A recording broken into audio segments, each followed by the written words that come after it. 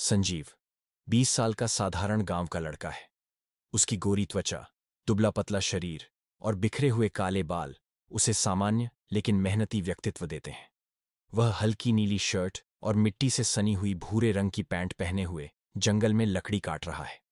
तभी उसे जंगल के भीतर से किसी लड़की की चीख सुनाई देती है।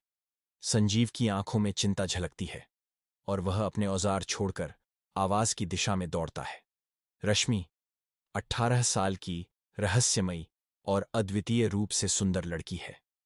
उसकी सुनहरी त्वचा हल्की चमक लिए हुए है और उसने सफेद रंग की साड़ी पहनी हुई है जिसमें सोने का महीन काम है।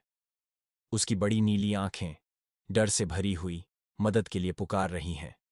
उसके लंबे घुंघराले काले बाल उसके चेहरे पर बिखरे हुए हैं। वह झाड़ियों में फंसी हुई है और छटपटा रही है। संजीव सावधानी से रश्मि को झाड़ियों से बाहर निकालता है। उसकी उंगलियों पर खरोंचें आ जाती हैं, लेकिन उसकी चिंता केवल रश्मि की सुरक्षा की है। रश्मि अपनी साड़ी के पल्लू से उसकी चोट साफ करने लगती है।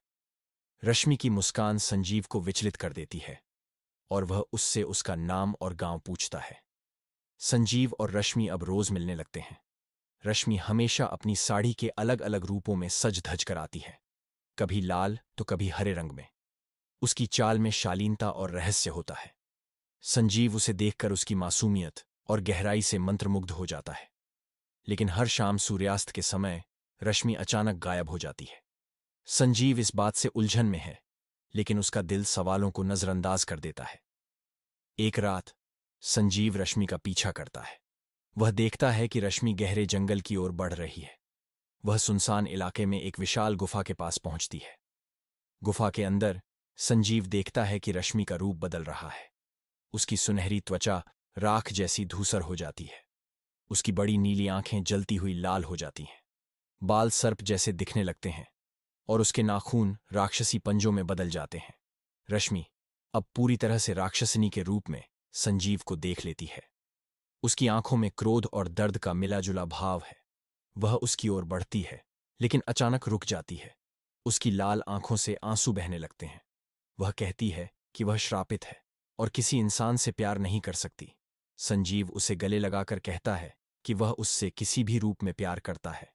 रश्मि उसे धक्का देकर गुफा से बाहर निकालती है और गुफा ढह जाती है। संजीव गुफा के बाहर खड़ा होकर टूटे पत्थरों को देखता है। उसके चेहरे पर आंसू हैं। तभी गुफा के मलबे से एक नीली रोशनी उठती है। उसमें रश्मि की छवि दिखाई देती है। वह मुस्कुराते हुए कहती है कि उसका प्यार सच्चा था और अब वह इस श्राप से मुक्त है। लेकिन वह कभी वापस नहीं आ सकती। रोशनी आकाश में विलीन हो जाती है और संजीव अकेला रह जाता है।